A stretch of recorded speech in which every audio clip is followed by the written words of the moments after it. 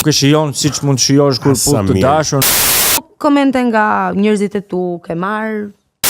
Çështja është sa e merr ti atë mundsinë, sa e afron dhe sa e mban fort brenda teje atë mundsinë, sa e shfrytëzon.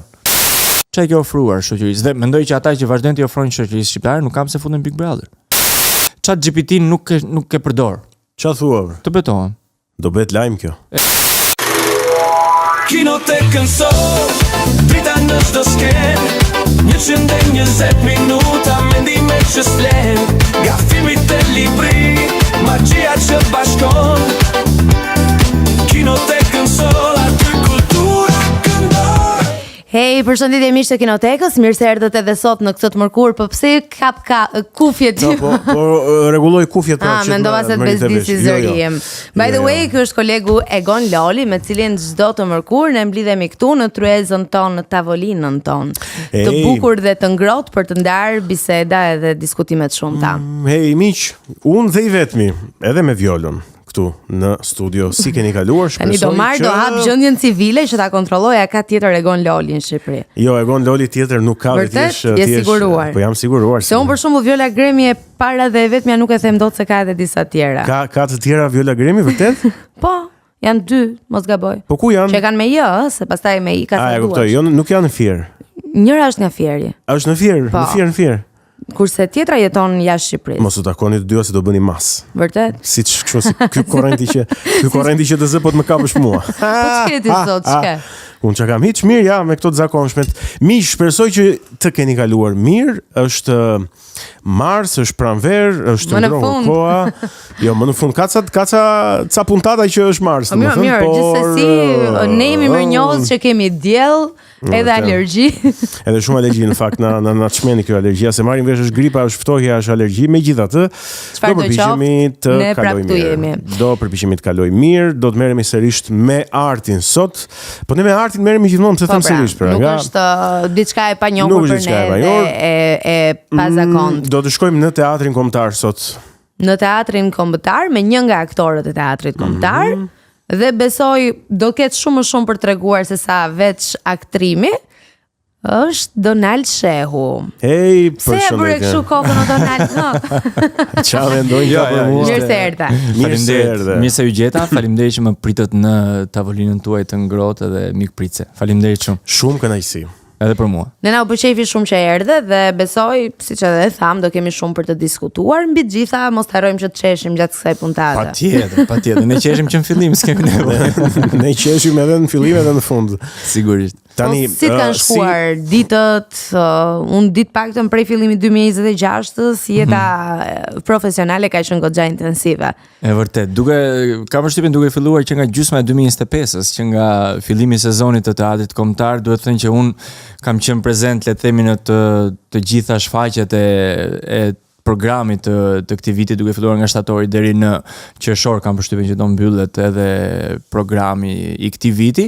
Ka shkuar mirë, ka shkuar intensivisht, është një sezon i ngjeshur, domethënë me shfaqje shumë të mira, regjisor shumë të mirë, aktor shumë të mirë, publik shumë të mirë në radhë të parë, sepse për atë e bëjmë çdo gjë për publikun edhe për shpirtin tonë, sigurisht se po se bëm për veten, për këtë do e bëjmë. Me që më përmendë publikun, se isha duke menduar kur po vija këtu, se që më kujtua një personazh dhe nuk do doja të thoja emrin. Sa kam thënë mos mendo shumë, po.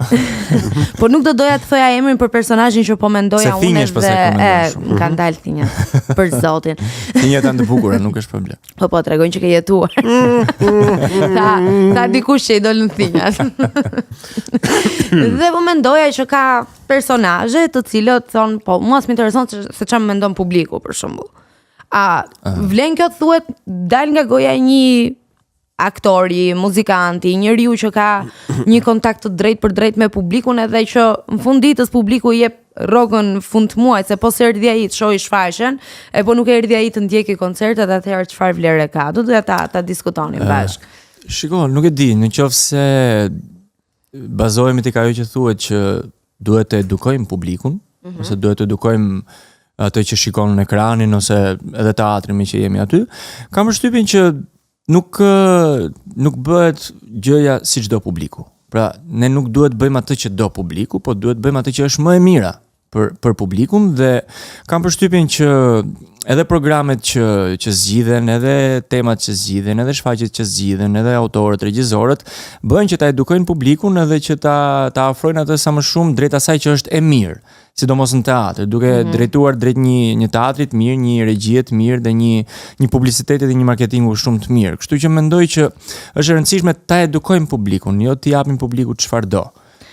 Okej. Interesant. Besoj unë, mund të jem edhe gabim, po Unë në fakt mendoj që ky është roli i artit, jo vetëm i teatrit, edhe i muzikës, edhe i letërsisë, edhe çdo formë. Muzika sikur ka dal pak nga duart, paktën ata që janë të fushës këtë thon, kurse teatri vazhdon ende të ketë atë rolin edukativ. Okej, teatri ndoshta se është më vështirë të dalë duar se filmi ka dalë duar. Filmi po. Filmi ka dalë duar çfarë, domethënë, ka ikë drejtim të paditur filmi. Ktheni filmin or, ç'a bëni? Si e gjen ti veten që je aktor teatri? Pra, a duket më me prestigj si titull aktor teatri kundrejt një aktor i filmi në Shqipëri gjithmonë, se nuk po flasim për Hollywoodin, patjetër aty ka vlerë tjetër. Tani aktor filmi kush nuk është bërë në fakt. Edhe ky është një faleminderit për vlerësimin. Faleminderit për vlerësimin.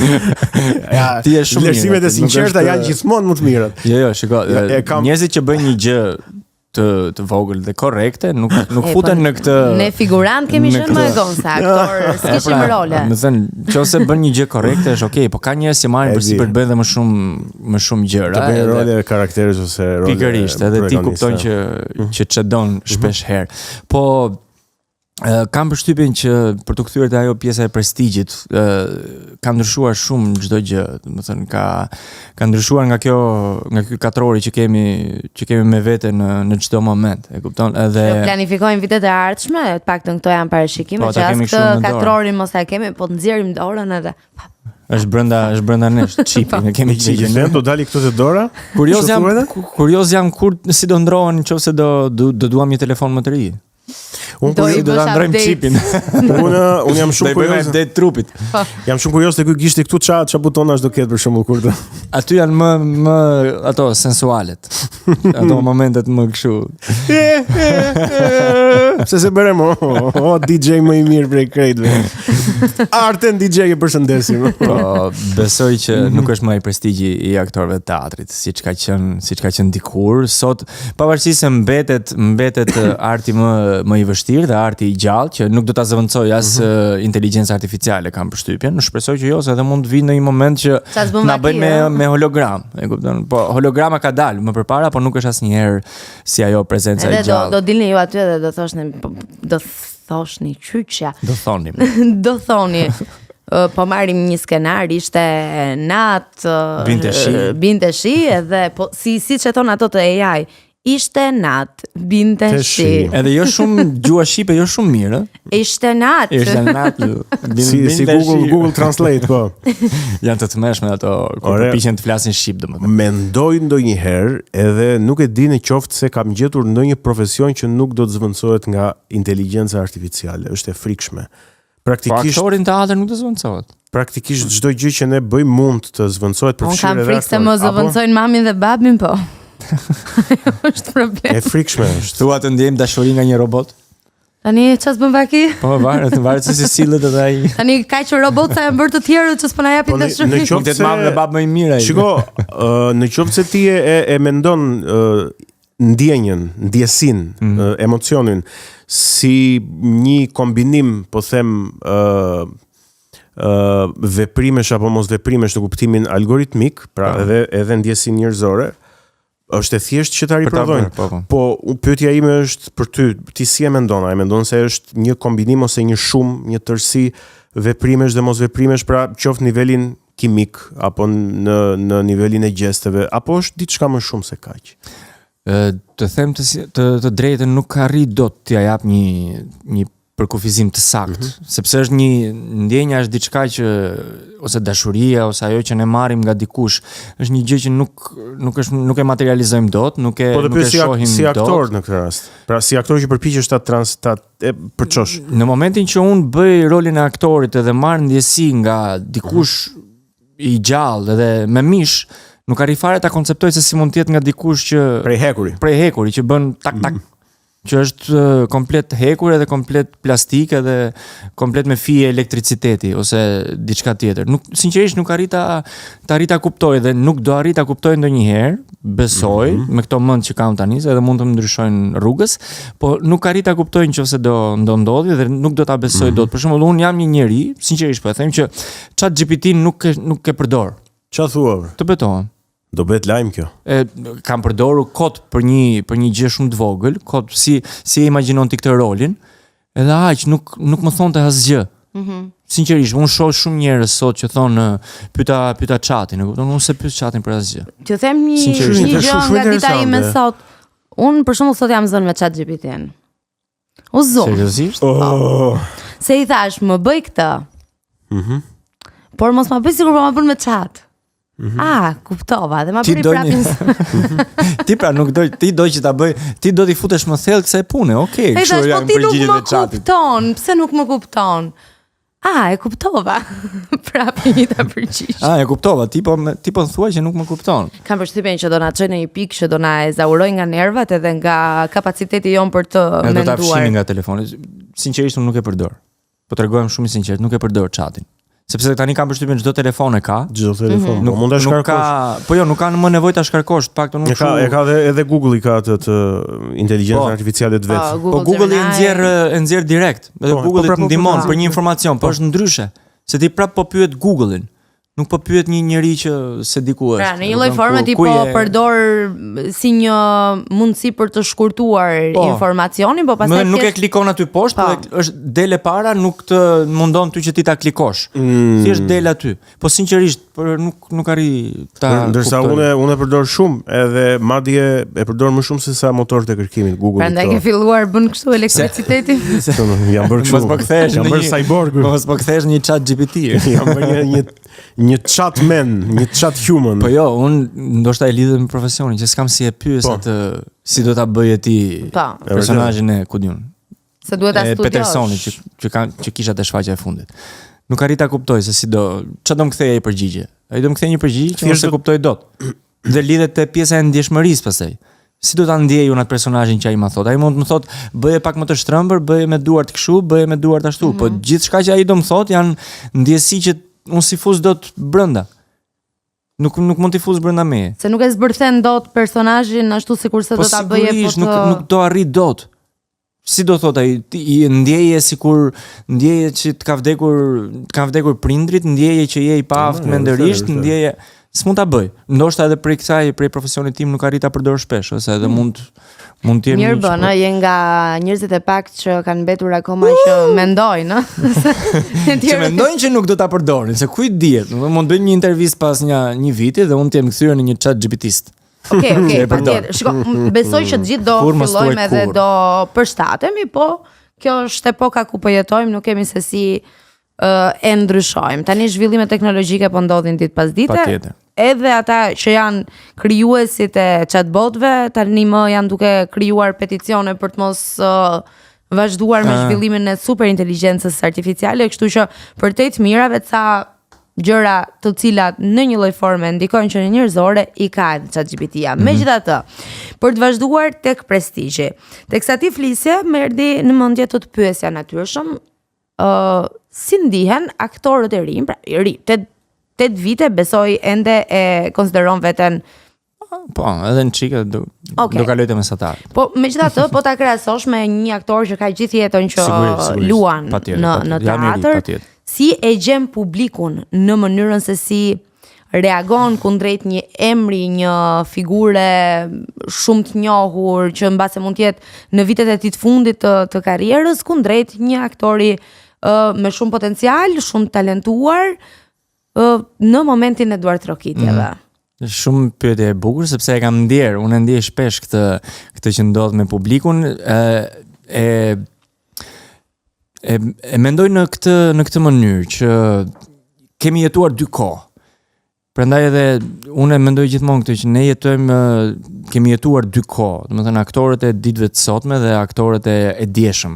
Janë dy kohë shumë të ndryshme. Domethënë nëse marrim dhe ti analizojmë të dy kohët ku ne jetojmë, mbas viteve 2000 le të themi dhe para viteve 2000 ka gap shumë të madh me atë që ka ndodhur. Domethënë para viteve 2000 aktorët ishin më të preferuarit, ishin më të njohurit me filmat e tyre, me teatrin që bënin, me çdo gjë që ata bënin për publikun. Edhe merr aktorët mbas viteve 2005, po e zgjas edhe një çik më shumë dhe shumica janë të panjohur. Pse? Për shkak të kthehemi këtij katrorit që kemi nëpër duar. Dhe unë e ndjej shumë nëpër shfaqjet tona, për shembull, unë përshëndes, ka ovacione, sigurisht del një aktor që është më i vjetër, ka më shumë ovacione. Domethënë, nuk ka rëndësi çfarë ka bërë ai në shfaqje.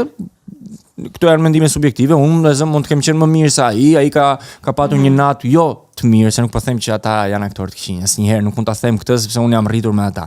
Po ka pasur një natë X pak më të keqe.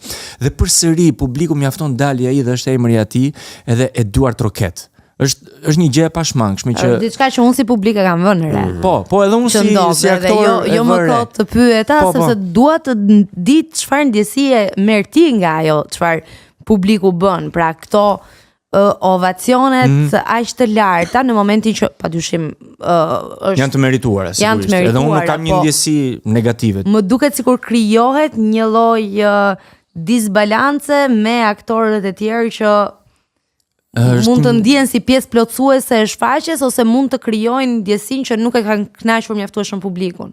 Jo, nuk e shoh këtu. E shoh, domethënë thashë një herë, nuk kam një ndjesi negative ndaj kësaj që ndodh. Timi të qartë, po është një gjë që unë nuk mund ta zhbëj, nuk mund ta shmang këtë gjë, sepse nuk është as për fajin tim, as për fajin e aktorit tjetër. Nuk ka diskutim kjo gjë.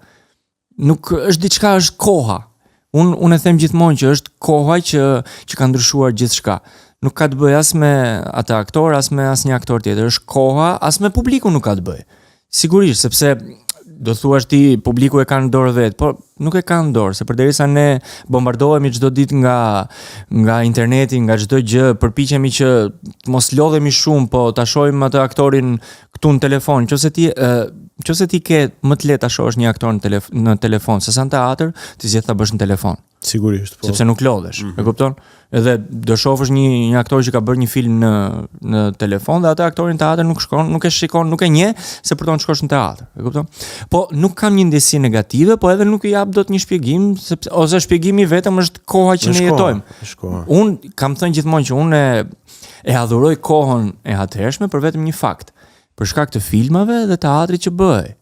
Më thënë, teatri dhe filmi në kohën para viteve 90 ka qenë perfekt, ka qenë koha perfekte për aktorët e filmit dhe teatrit. Mund ti ku të kaloje të njinin, të njëtë një Shqipëri e tërë. Pse? Sepse ata kishin vetëm atë argëtim. Qa do bëjë mbas dite, do shkojnë kinema. Qa do bëjë mbas dite, do shkojnë teatr. Sot qa do bësh mbas dite? Do dalim të rruga Salos. Po, do dalim të X e të Y. Pra, tani nuk ke çfarë të thuash çfarë do bësh mbas dite sepse janë shumë alternativa. E vërtet është. Ndërsa kohën atëherë ka pas dy alternativa. Do shkoje në mbrëmje vallëzimi, do shkoje në teatr, do shkoje në film. Mund ta shikoje një shfaqje 10 herë ti si njeri ka dhe sot që shoh një shfaqje 10 herë. Po janë të pakët, janë si gishtat e dorës. Po edhe jo më kot, atëherë ishin kështu superstar, superyje aktorët edhe sportistët se do shkoje ose në kinema, edhe sporti, ose në stadium, ose në pallat sportit, ndërkohë që sot ose në koncert simfonik. Pikërisht.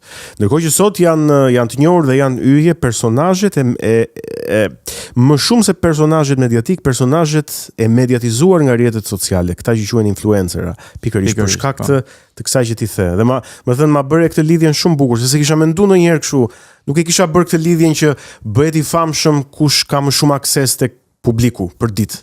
Besoj që po. Se kisha menduar, po ja ti ma çove në mendje.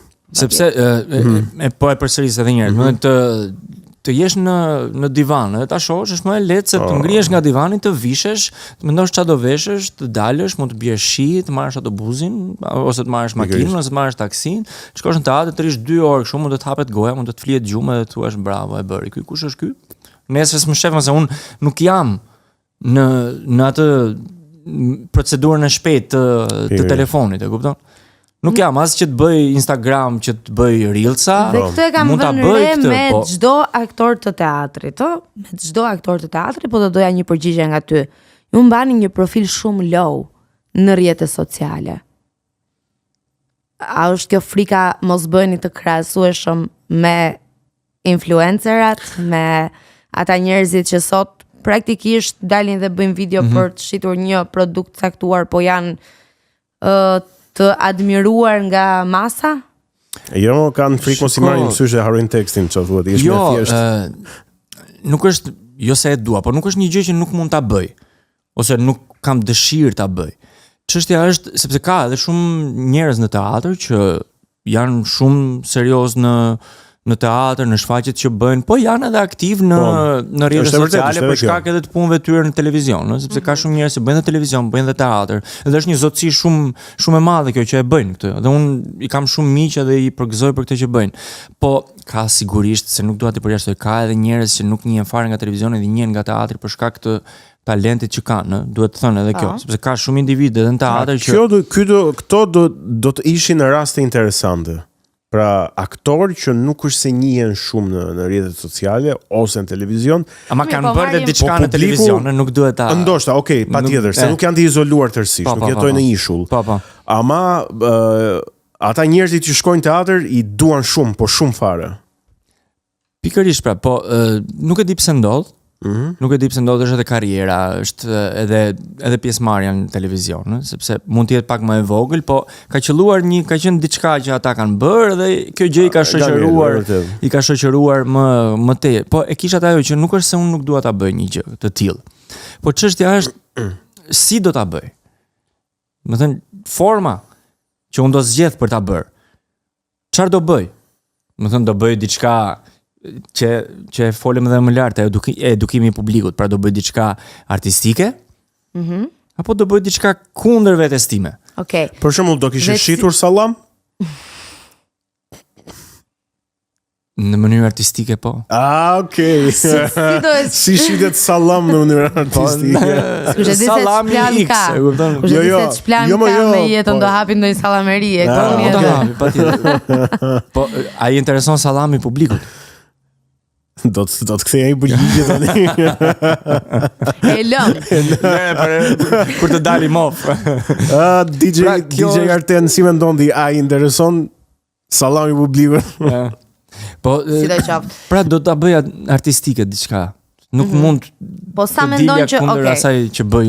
A lidhet frika jote me faktin që mendon se publiku nuk e pranon artistike në rrjetet sociale, se në teatr, po, patjetër. Nuk e vën diskutim se ai publik që vjen aty vjen përpara të shfaqje dhe me zorpret kanë përshtypjen edhe të gjej të siguroj një bilet.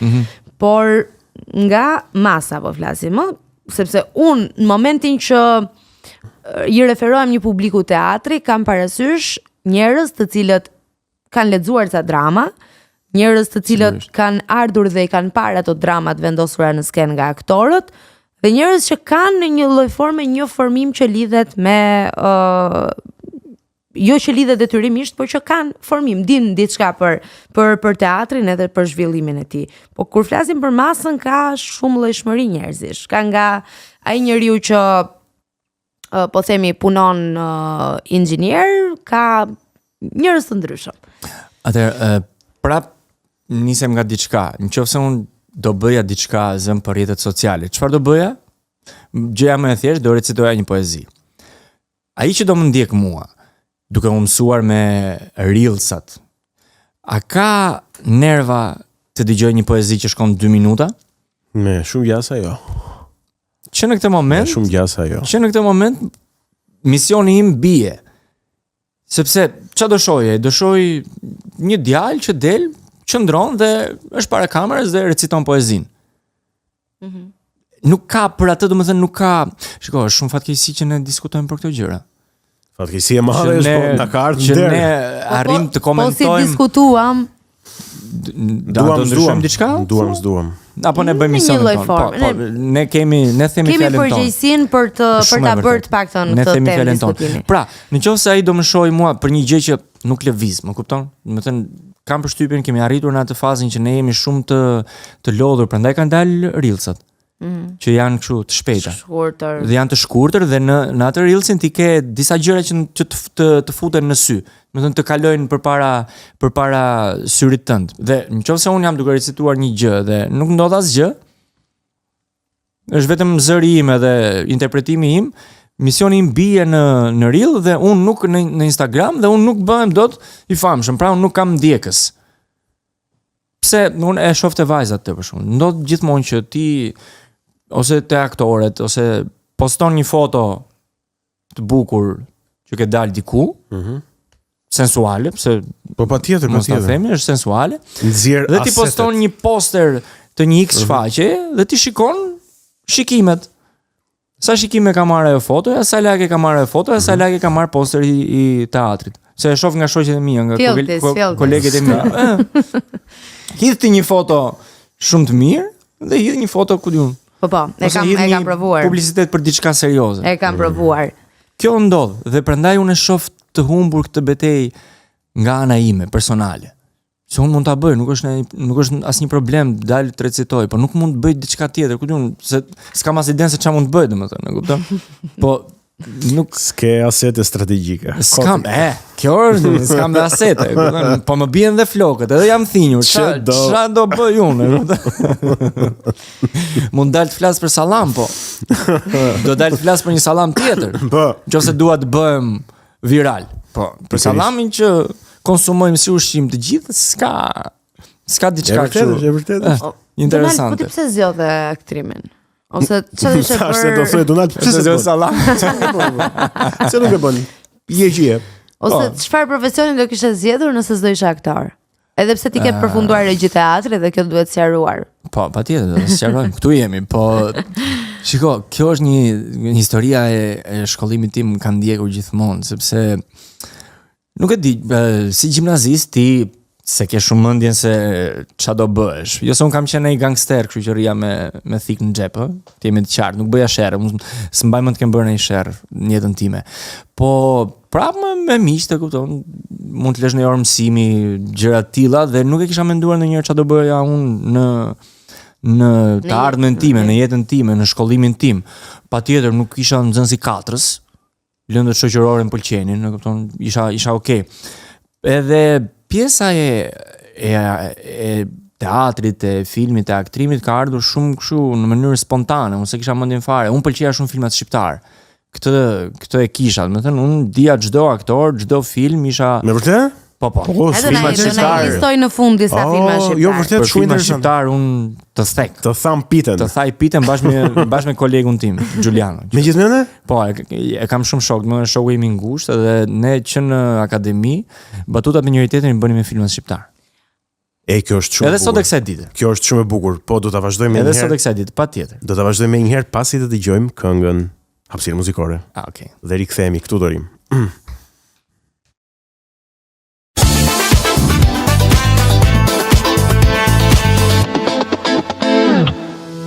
Mirë, ja u jemi rikthyer, vazhdojmë sërish në studio këtu me Violën edhe me Donald Shehun. Donald, po më thoje që bën batuta me filma shqiptar. Po, pa fund. Po sa interesante më duket. Kam njohur shumë njerëz që i njohin shumë mirë filmat shqiptar, i kanë parë ndoshta të gjithë, edhe njohin edhe batutat, po që batutat e filmave shqiptar ti kenë si mënyrë komunikimi, nuk besoj që kam njohur. Unë me këtë shokun tim të ngushtë, domethënë Giulianon, e kemi zbuluar këtë që në fillimet e akademisë, që në universitet, domethënë që kemi qenë në një kurs bashkë edhe na ka shoqëruar gjithmonë. Është shumë argëtim.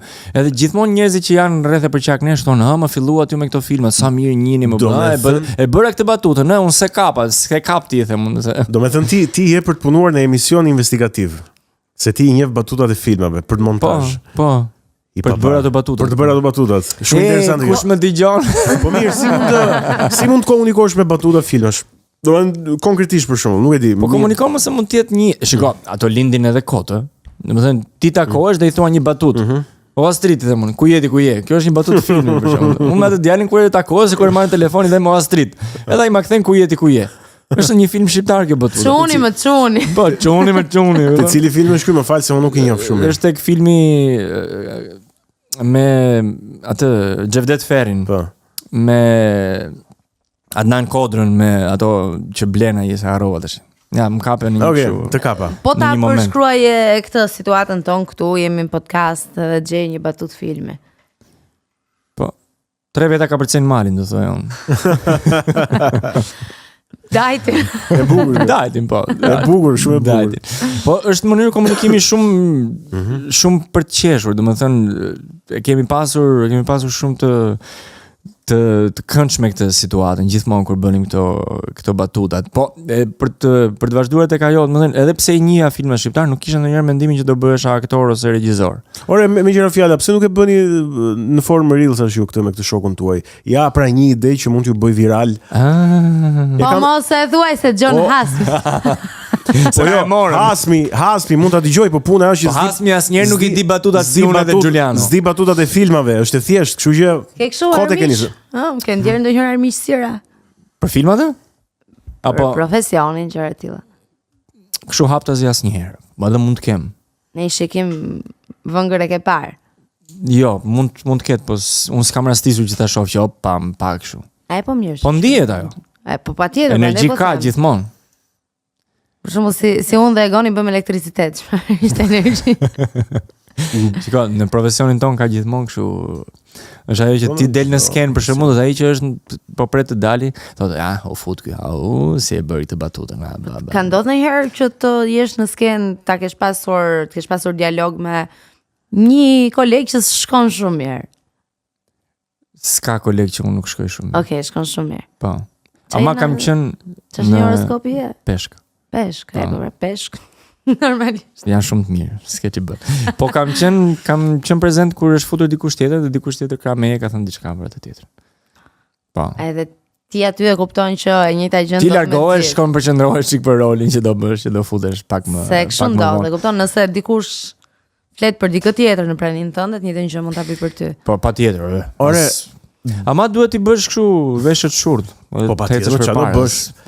Po nuk ke koleg me të cilët nuk flet dhe flisni vetëm në rol. Se kam dëgjuar të raste të tilla, po, mbas është normale të shëtë ndodhin. Mund të më ketë ndodhur me njerëz që papritur nuk më kanë folur në rrugë. Po. Dielli i fortë atë ditë. Me syze, të syzet janë të errta ndonjëherë, po nuk është se më shqetëson shumë. Mirë, kjo ka. Se kanë qenë xhelozira idiote. Po s'kan qenë konflikte në këtë sens. Jo, me asnjë konflikt, me asnjë njeri drejt për drejt, e kupton? Do të thënë, thjesht hatërmbetje pse unë bëra diçka dhe ai se bëri. Ose pse unë mora diçka dhe ai se mori, kur pse se ishim konkurrencë, e kupton? Po këto unë si kuptoj ndonjëherë se nuk arriti ti kuptoj pse ndodhin këto gjëra, po nga një anë edhe i kuptoj se profesioni jon është dukje.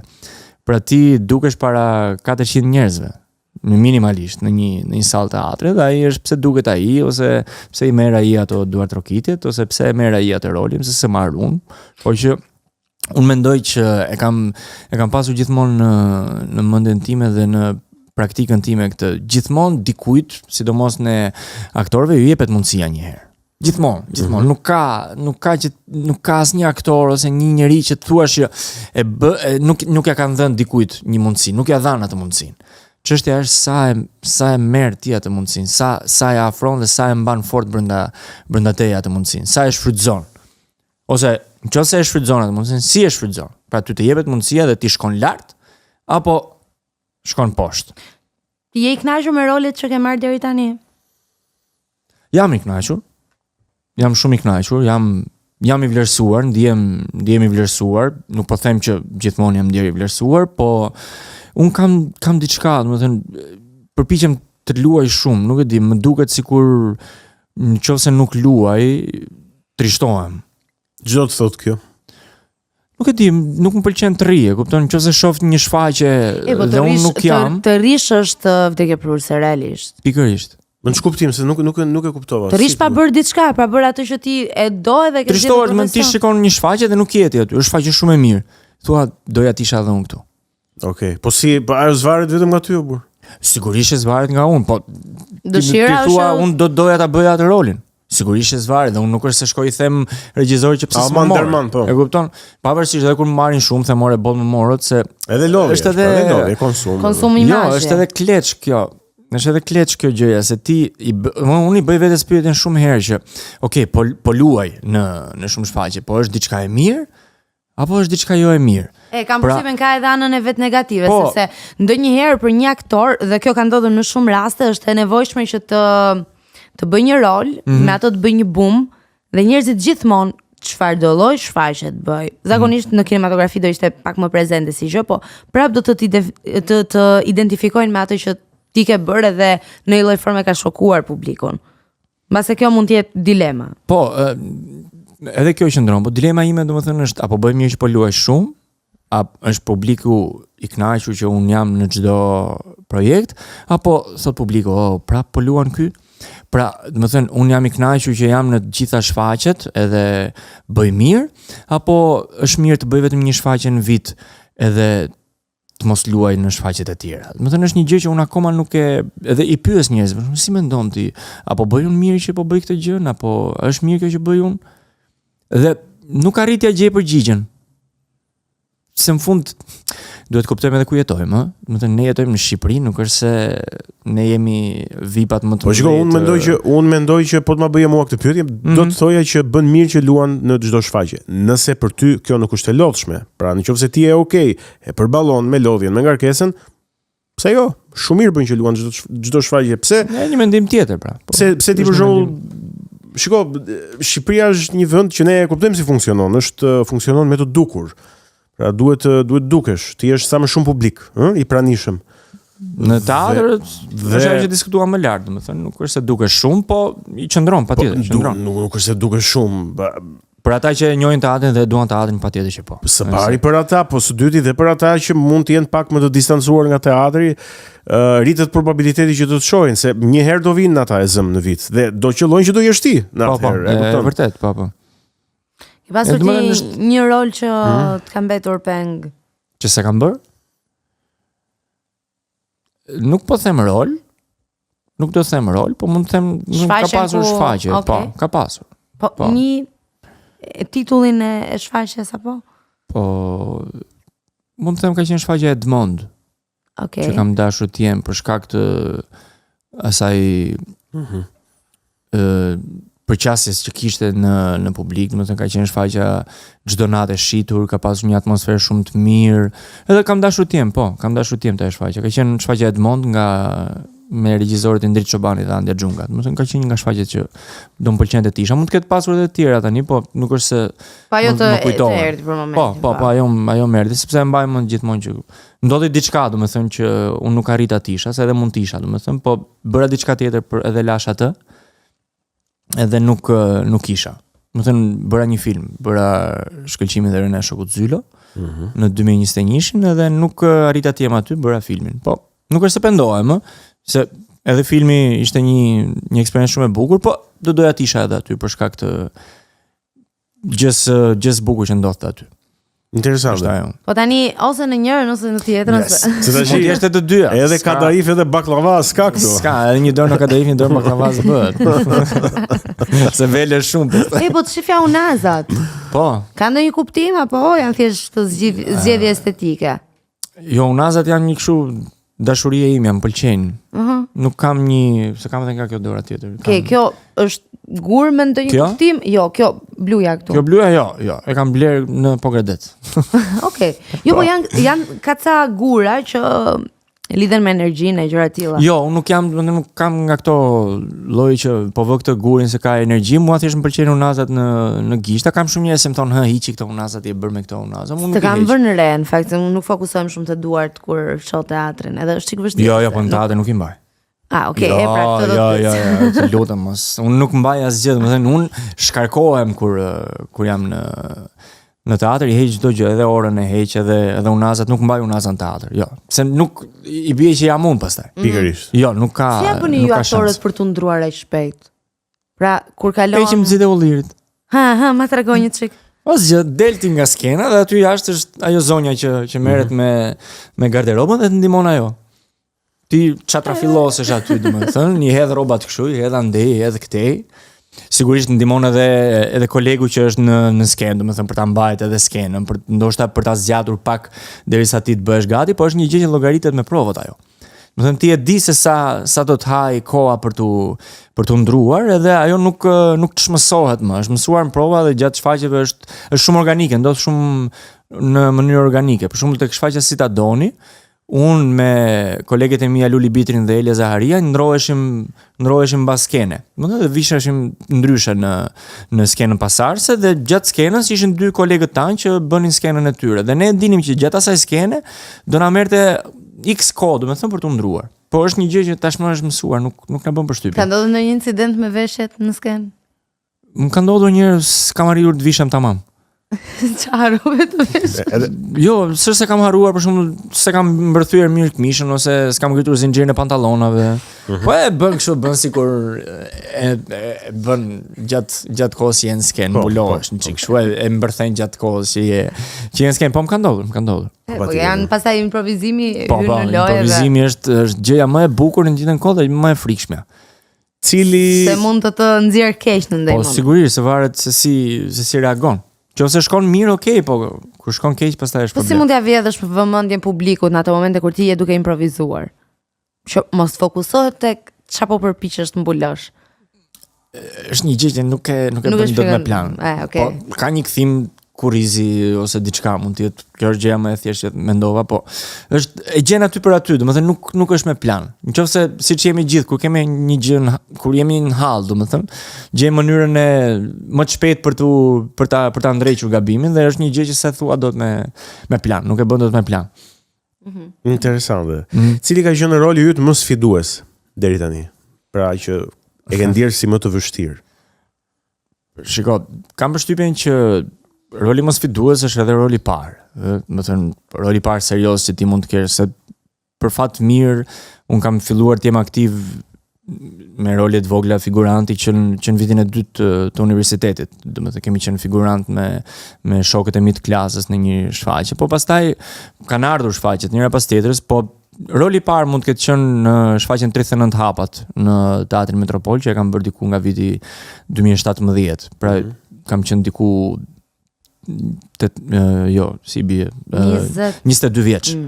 Më thënë 22 vjeç, që ka qenë rol sfidues për peshën që kishte. Domethënë ishte në një teatr serioz, me një regjisor serioz, me 3 aktorë të njohur patjetër, edhe ishte edhe sfidues se kisha mbi 10 karaktere. Më thënë duhet bëja 10 karaktere, ndrimi bëheshte në skenë, e kupton, duhet lyja buzët në skenë, duhet vishesh as si femër në skenë. Edhe ka qenë sfidues për punën dhe e mbaj si një ndër shfaqjet më të bukura dhe një shfaqjet më të mira që kemi realizuar. Po sfidues patjetër ka qenë edhe roli tek shfaqja Ëngjet e Amerikës me regjisor Ben Kumbaron, ku kisha një rol pak të veçantë, rolin e një homoseksuali. Në 2019, po, në 2019 dhe duhet kisha edhe një puthje me një koleg, po, me Lart Vasilin, po. Edhe një pjesë nuditeti. E puthje ti apo të puthja ai? Po se mbaj mend të dy u puthëm, ishte një gjë që priti publiku, se un kam, nuk e di pse gjithmonë kam pasur përshtypjen që publiku këto gjëra, të cilat mund të jenë tabu, në jetën tonë të përditshme për dikë, kur ishe nga teatri, të paktën i kam më të perceptueshme edhe kupton që ora këta po bëjnë art. Ky është art edhe ne nuk mund ta gjykojmë. Po si ka qenë realiteti në atë kohë? Reagimi i publikut ka qenë kështu ka qenë. Vërtet? Po. Domethënë ne kemi arritur ti dëgjojmë, se nuk e di a ka ndodhur më përpara, them drejtën. Jo, kam përshtypjen që do ishte bër lajm. Po, në teatr puthja mes dy meshkujve, po se nuditet ka pasur. Po kanë qenë reagimet ka pasur reagime edhe në rrjetet sociale, kupton. Çfarë do t'i thoje tani pas kaq vitesh këtyre njerëzve që kanë reaguar ashtu? Po asgjë, më intereson, aty kanë qenë kapini këta, varini, bëjni, s'është më intereson. Ka pasur edhe nëpër YouTube, ka pasur kur kam dalë një periudhë në një televizion që bëja një program për një personazh, ka pasur komente, o si e pas ka hundën ky, me këto lekë që do marrësh bëj operacion, po më intereson fare. Se njerëzit që merren me pamjen, më shoqëri që e kanë këtë hundën, se më bën karakter. Po, e vërtet. Mos dua as ta operoj. Po këto, domethënë, ky ka qenë edhe roli që ka qenë shumë sfidues, roli që sapo gjej një rol karakteri e Egonit, ama më qafsh mua. Çfarë do e gjon? Se po prek të hundën, ishte duke e bërë kështu. Ne pas kemi hundën njësoj, na rrodh që e kemi atë hundën. Edhe unë jam keq, nuk mbetem pas. Shumë bukur kjo hundën. Cezari ka pasur hundën kështu. Edhe për ata që kanë hundën kështu thonë që janë shumë të mirë kështu. Thonë shumë gjëra për ata që kanë hundën kështu. Po thonë edhe që janë shumë janë të aftë shumë. Janë të aftë, po. Në manovrime. Për zonë ta kishe parë veten, ishte kështu. Po e admirote më çeti. Domethënë ne mund të vazhdojmë të flasim pak se Viola s'kuptoi asnjë gjë fare. Kush Viola? Si ishte fare? E ka kuptuar. E ka kuptuar? Viola po qeshte. Unë qesh kur qesh. Na jep një sinjal, e kuptova apo jo? Unë qesh kur qeshin. Ore, e ka kuptuar? Besoj e ka kuptuar se kam kolegen e zgjuar. E ka kuptuar se po e kam kolegen e zgjuar unë çfarë thua ti zotrim. Për të vazhduar ku e la me ku na mbeti. Jam kurioz tek këto skenat. Sa kurioz je edhe ti. Unë jam shumë kurioz, jam shumë kurioz, se di.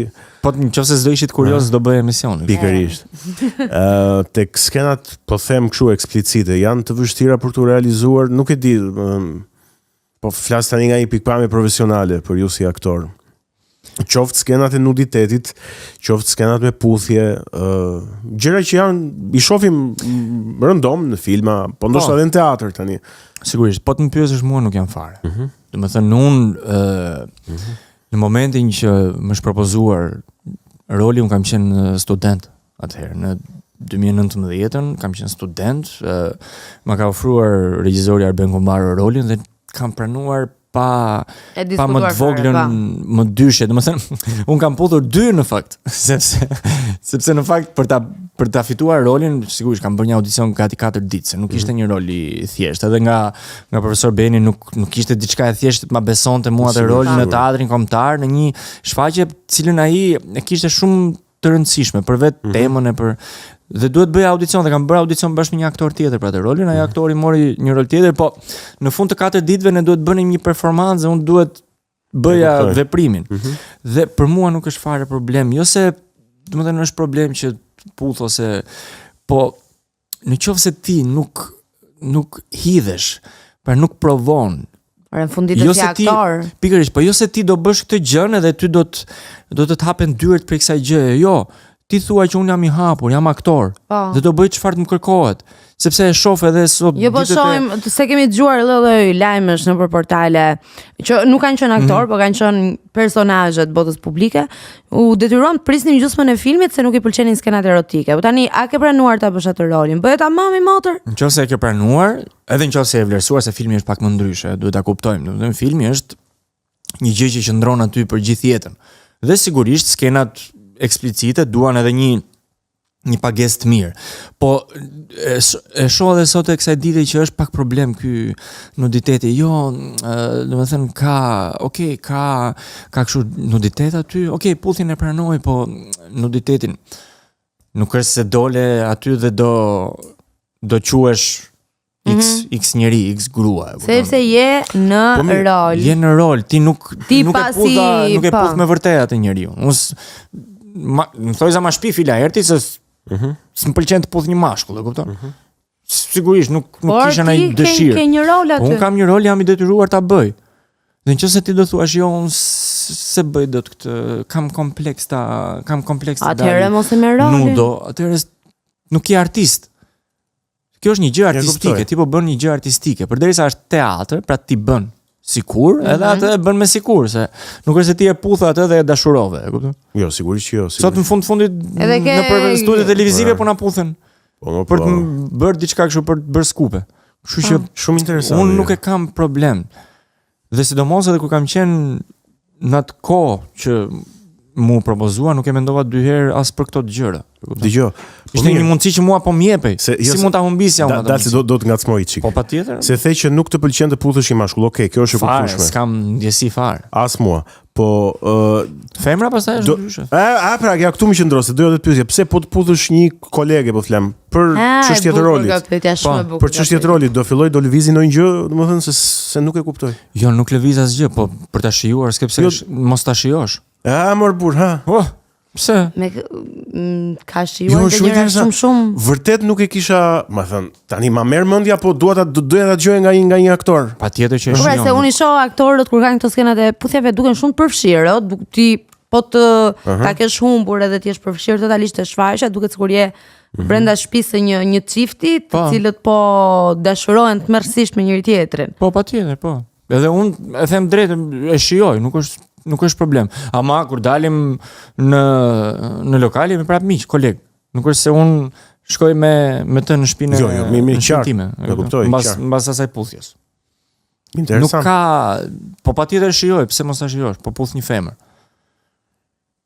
Nuk e shijon siç mund të shijosh kur puth të dashur, nëse kur puth një vajzë që të pëlqen. Se janë ndjenja të përfshira, po sa mirë ju që jeni aktor. Përderisa Viola thotë që unë kur shoh një çift që janë në skenë që puthen dhe më duket sikur jam në dhomën e tyre, atëherë është arritur. Po, qëllimi. Qëllimi është arritur. Pra ti e përçon kimin. Që publiku të besoj, pra publiku ta ketë harruar që ti je X aktor, po në këtë rast ti je personazhi i këtij e kësaj drame. Kjo është arritja, kjo është qëllimi që plotësohet në fund ditës në teatr. Ti ja ke arritur qëllimit për atë natë. Në atë natë ti ke bër gol. Donald, po komente nga njerëzit e tu ke marr pozitive gjithmonë. Nuk ka pas ndonjë që ka dal nga fisi siç na ka dalë të gjithëve. Shiko, mua familja Tommy Malter. Jo, mua familja më ka drejtuar në këtë, se nuk e përmenda më parë. Familja ka pas dëshirë që unë të shkoj të studioj për aktrim. Më thënë, ata më kanë shtyrë, se ju duket e çuditshme njerëzve që unë e them këtë, po se sot nuk e çon fëmijën dikush të studiojë te Universiteti i Arteve për shkak të gjërave që janë, domethënë mundësive që ka edhe gjithë atyre problemeve. Edhe ndër të paktit që na e kanë thënë. Po, mua më ka shtyr familja, domethënë një familjes time shumë e ngushtë, një njerëz shumë i afërt që ne kemi, pse se provoni Donaldin për aktrim. Domethënë ajo kishte një pozicion në Universitetin e Arteve, njifte disa njerëz, pse mos ta lidhim me dikë, pse mos ta takojmë me një të fushës që të përgatitet. Me çfarë ke aplikuar në akademi? Me çfarë materiale shtua? Po, zor se i mbaj mend tani se kam qenë më ka qenë një monolog nga Victor Hugo, i njeriu që qesh. Këtë mbaj mend vetëm sepse ato 3 ditë të konkursit s'kam qenë në Terezi. Çfarë patë? Emocionet, dhe kisha të përzira gjithkohës para se të futesha në konkurs. Po, se kisha dhe këtë që doja edhe ta lija para konkursit. Po pse? Se si u thashte, patjetër, po. Nuk i thash një ditë prindërve nuk e bëj dot këtë gjë. Disa ditë para konkursit isha duke nuk e bëj dot, kam stres, thosha, unë si mësoj dot këto materialet që kam, e kupton, nuk e dia e bëj dot, e kupton. Nuk kam aftësi. Nëse sherri madh, më thënë, ne kemi investuar e u përpoqe me gjithë ato, si do ish gënjesh njerëzit e si do kështu. Nëse më bindën edhe jam njeriu më i lumtur që më bindën. Se nuk e di çfarë do kisha bër. Lënë të dytë kisha italishten, e kupton tani unë. Do punoj në call center, maksimumi. Ose do punoj në call center ose do bëhesh kështu pedagog ose përkthyes me këto grupe turistike. Donald, pyetje flash. Po se po flasim me produksionin. Që i bëj, në vikan pyetjet shumë telefona ju si ato debatet politike. Të erdhi përgjigje aty, të erdhi pyetja. Ja, i shife, ja ku e kam. Me produksionin e 50 Shades of Grey e kam fjalën, ë? Po, kishim diskutime të drejtë për drejta. Po të ofronin rolin e protagonistit, do ta pranoje, do ta bëje? Po. The 50 Shades of Grey? Po, patjetër. Biles do të thoja ta ndajmë rolin për gjysmë, mos e bëj të gjithin ti ta bëj dhe unë. Shikon, ta bëj dhe unë gjysmën. Ore, bën me dy seri.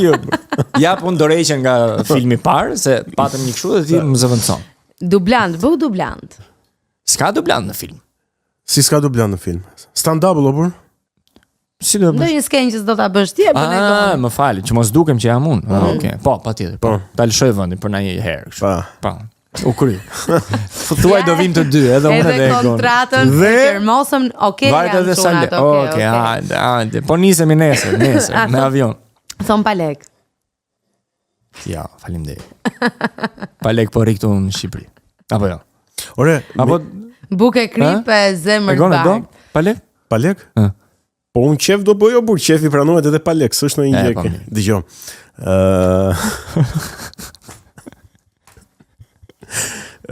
Se the pak më parë që nuk është e thënë që të marrësh role të cilat kanë si punë këtyre roleve, janë role që përfshin role erotike apo dhe të ngjitesh në karrierë. Tani a përdoret edhe ky si mekanizëm për të ngritur në karrierë? Se doja të ndaleshim pak këtu, shkurtimisht, sa të kesh ti atë dëshirën. E do një bono të mbëlsohesh? Hajde. Po mund ta ham një bono, po. Si e do? Po me çka ka? Kemi me çokoladë, kemi pistakio, kemi çokoladë. Jo, pistakio është shumë ëmbël. Kemi çokoladën, kjo është e mirë. Me çfarë është kjo tjetër? Kjo është me lajthi. Atë do ta kesh me kajsi. Me kajsi apo lajthi? Me kajsi. Bravo. Me kajsi është. Po sa është një ndër të preferuaret e mia, kurse ajo duhet të jetë me Kjo është e preferuar jote? Po marr këtë. Okej, të bëft mirë. Faleminderit. Në teatr nuk funksionon. Jo në teatr, se çfarë kudo shkosh më shumë. Në film edhe mund të funksionojë. Edhe mund të funksionojë, patjetër. Po, mund të, shiko pastaj. Sepse janë role që të rreqin shikueshmëri, janë role të guximshme. Po. Po duhet të kesh parasysh që mund të targetohesh pastaj si njëri që bën vetëm këto gjëra. E kuptoj. Ai problem është ajo. Po, problem, sepse ti mund të kesh flasim, shiko, edhe këto që them mund skenat eksplicite si në film, si në teatr, patjetër duhet të jenë justifikuara. Sigurisht patjetër. Domethënë nëse është nevoja për të shkuar deri në fund të asaj gjës, do ta bësh. Si nëse regjizori i është shkrepmeni që të bëj skup me trupin tënd edhe të nxjerrë një moment ty lakuriq, kot pa arsye, domethënë kalon ti në shtëpi edhe je lakuriq, kot. Për çfarë bëhet kjo? Në film po flas. Për çfarë bëhet kjo? Për të mbledh një njëri tri lakuriq në shtëpi për zotin. Në ver? Po edhe ka. Se di? Tash unë nuk bashkëjetoj, po ka çifte që edhe mund ta bëjnë. Mbase. Shiko, asnjëherë nuk e dim se çfarë ndodh brenda katër mureve të shtëpisë tjetrit. Ne mund të dukemi shumë të veshur. Dora, se më bëri kurioze, po. Tu e kam të shkruar papa. Okej. E kam për babain tim.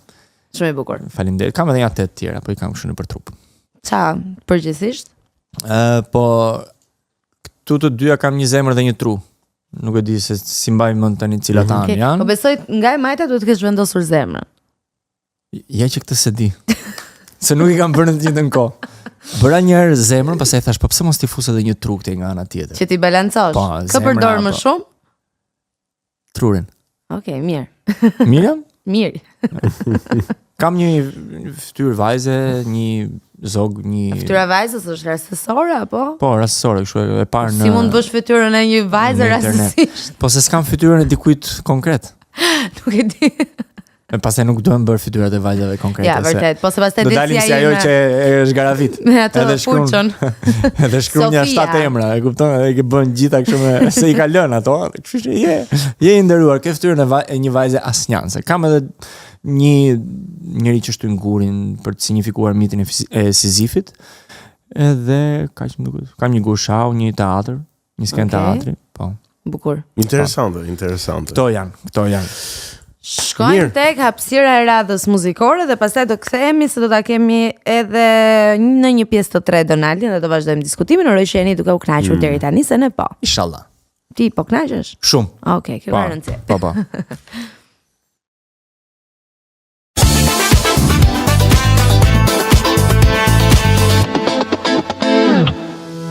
Mirë, jemi rikthyer. Uroj që t'jeni duke u kënaqur. Ne jemi në pjesën e fundit të Kinotekës, do vazhdojmë bisedën me Gonin, me Donaldin, ku e la, me ku na mbeti. Vaj vatani mirë Mileti. Ç'a bën kohën e lirë ti Donald? Unë s'kam kohë të lirë. Si s'ke kohë të lirë? Po s'kam, se jam shumë i zënë. Po ti provat në darkë kjo? Po, para dite mund bëjmë një provë tjetër. Aha. Na kap shfaqja. Provat e mbaruam në këtë shfaqjen që kishim. Kam filluar provat për shfaqjen e re. S'bën. Më thon s'bën asgjë në kohën tënde të lirë. Shumicën e kohës flegjum, vdes të flegjum. E kam shumë kështu. Je njëri mëngjesi apo? Shiko, nuk është se kam punë në mëngjes, po kur kam punë në mëngjes çohem. Okej. Domethënë arrit të çohem, nuk është se çoj zilën një 7 herë kështu e mbyll ose vonohem për të shkuar diku. Jo. Çohem. E kjo është shenjë korrektësie, gjë shumë e mirë. Për korrektësi jam vdestim korrekt. Shkoj gjithmonë përpara. Shkoj përpara kohë gjithmonë në vendet e caktuara, se këto në takimet që lë. Edhe kur vonoj njerëzit e kam shumë problem. Nuk më pëlqen të rri kështu dhe të pres dikë që do vi. Po për shkakun po të jetë një gocë ajo që Po hajde, aty do bëjmë një lëshim. Sa do e presësh? Po kam dhënë prova që kam pritur, nuk është se s'kam pritur. Po sa ka qenë koha më e gjatë që ke pritur? Po gjysore. Gjysore. Pak është? Po tash një orë, kam përshtypjen që një orë ajo s'do vi. Një orë ajo mund të jetë akoma duke kryer flok. Po, si është ajo rena që po vesh atletët ndërkohë jenë krevat akoma. Ti e gon sa kohë ke pritur për një? Kam pritur. Edhe më shumë se gjysmë ore kam pritur. Ndoshta një orë. Po ti Viola i ke lënë ndoshta një orë gjysmë. Sa i ke lënë djem të presin? Shumë korrekt. I ke lënë të presin apo jo? Jo, jam njëri shumë korrekt. Po, e kam inat të vënesa gjithashtu. Po mirë, shumë. Jemi mësuar në zion. Pas kanë fatat ta çuna, domethënë. Në zion të babin pikë mëngjesit, e kupton, nuk kam si të jem ndryshe. Madje jepte atë sinjalin që dikur përdori në ushtri. Kapanoni. Unë kam pasur me këtë kur më thonte emrin. Më thënë qofse thuaj emrin Ronaldi, ajo ishte kështu në tru të bënte ajo emrin. E urrej emrin tënd në atë moment, nuk e di, ka qenë bë. Zgjim kështu. Tani nuk është më problem, tani na zgjon telefoni. Po, tani jemi mësuar, kemi këtë shokun e ri këtu. Shokun e krevatit. O ça bezdie, nuk e di, ai alarmi kur bie, është i tmeshëm ose sidomos për ty. E di çfarë më ndodh mua? Tjetër. Sa bëj unë për të shtrirë, zgjohem herët në mëngjes. Edhe sa bëj për të shtrirë pak në drek, e kam momenti më të mirë për të fjetur, atë se në darkë kam probleme. Fiksa, aty fillojnë njerëzit dhe i bin telefon. Ndodh kjo. Vi mesazhe gjithmonë. Po. Sa shtrihesh ti, aty nisin punët. Aty vin mesazhet, nuk është kujtuar asnjëri për ty deri në atë moment. Aty kujtohen gjithë. Ose kur të shkruan edhe nëse je diku, për shembull, kur të shkruan një fillojnë të shkruajnë gjithë. Tani u kujtohet gjithmonë. Ke qenë ndonjëherë në shfaqje edhe kur ke hap telefonin ke parë mesazhin më të çuditshëm që të kanë dërguar ndonjëherë? Kam parë, por nuk më kujtohet çka ka qenë. Po ka pasur. Dhe njëri aty nga publiku, apo? Po, ka pasur nga publiku. Ka pasur që më kanë çuar një foto, për shembull, wow, po të shoh. Ua, sa mirë. Faleminderit, vazhdo shive, unë s'dal më. Në raste të tilla u është përblefshëm. Ka pasur, është gjithmonë ai momenti që ti merr një mesazh pozitiv ose merr një mesazh nga dikush që t'intereson, e kupton. Po një mesazh të tipit rregulloj çik flokët. Jo, nuk kam patur. Jo. S'ke patur flok? Jo. Flok nuk do kem kohë të fundit, po flok akoma po bien, vazhdojnë bien, po do kem së shpejti. Të kupton ne goni, të kupton. Jemi njësoj. Po Viola tash s'lë puntat pa më përmendur mua. Kur ti mbjellim ne, shohë ka çarrelat këtu. Ti ka çurrelo? Onde. Po me onde jam. Okej, me onde mirë. Jo ka çurrel çu i dendur. Njësoj se unë. Besoj që ti pare që ke edhe modeli flokëve të kanë ndihmuar shumë me aktrimin për role që ke marr. Po, se kam një kështu lloj stili jo shumë modern. Nuk e kam shumë si çunave të sot, apo to qethjet kështu me shkallëzim, nuk më pëlqen, domethënë pëlqen të kem një stil kështu pak më të vjetër. Për një rol ti qethje fare flokët. Po, do e bëja. Domethënë në teatr nuk e dija do ta bëja dot se varet se si do më vinte periudha pas, po nëse do ishte një film edhe nëse do ishte i rëndësishëm, po. Se kam problem, unë kam pasur edhe flok me bisht. I kam pasur edhe flok të gjata dhe për filmin i kam prerë, më kupton. Nuk kam përshtypjen nuk bëhet kompromis. Nuk mund të bësh ti kompromis tani ke flokët e gjata, nuk i pres unë se nuk dua. Për një film që do thotë se do mjaftueshëm atë që bën. Sigurisht, patjetër. Është qenia jote përballë asaj që ti bën pasionit tënd. Normal do të zgjedhësh pasionin, se flokët rriten prap, lesh janë ato. Leshi rrit. Madje ju çunat e keni më të thjesht. Ju rriten shumë shpejt flokët, ne gocat më trajtime e gjitha me radhë. Aty rri ai në vend numëro. Ja, për flokët e ke, po. Për flokët. Po.